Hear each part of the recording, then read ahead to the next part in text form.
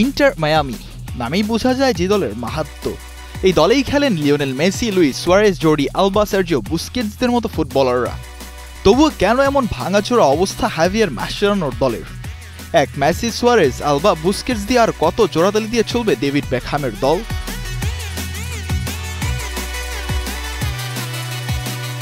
সর্বশেষ ক্লাব বিশ্বকাপের উদ্বোধনী ম্যাচে আল আহলির সঙ্গে গোলশূন্য ড্র করেছে মায়ামি। সর্বশেষ 5 ম্যাচে 2 জয়, 2 ড্র এবং 1 হার। ডিফেন্সের দুর্বলতা নিয়ে আর কথা নাই বলা হোক।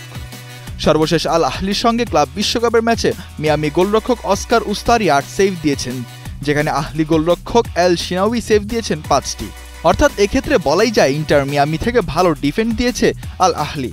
নতুন কোচ হাভিয়ার মাসচেরানোর অভিজ্ঞতায় খানিক কম বলে মন্তব্য করা হচ্ছে তার পক্ষ থেকে নেওয়া সংশয়জনক ট্যাকটিক্যাল সিদ্ধান্তে দল মিসব্যালেন্সড খেলার বদলে ফ্রান্টিক হয়ে যাচ্ছে। ম্যাচে লিওনেল মেসি, সুয়ারেজ সহ তারকা খেলোয়াড়রা বেশি সময় বল ধরে রাখছেন, যার ফলে খেলা স্লো, ডিসঅর্গানাইজড হয়।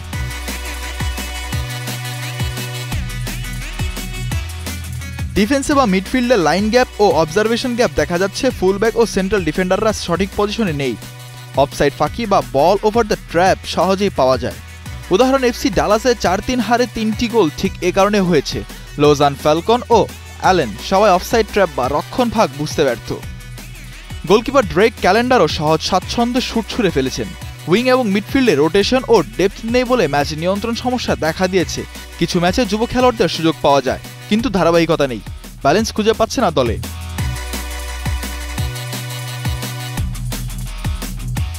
2014 সালের মার্তিনো দলের মতো আত্মবিশ্বাস বা নিজস্ব আইডেন্টিটি হারিয়েছে মিয়ামি। এমনকি ছোট বড় ম্যাচে তারা একদমই একগুচ্ছ হয়ে খেলছে না। One dimensional and frustrated impression ফুটে উঠেছে। ইন্টার মিয়ামির সাম্প্রতিক ফর্মে রয়েছে উল্লেখযোগ্য ট্যাকটিক্যাল রকমফের, ডিফেন্সিভ সংকট, গভীরতা ও আত্মবিশ্বাস ঘাটতি।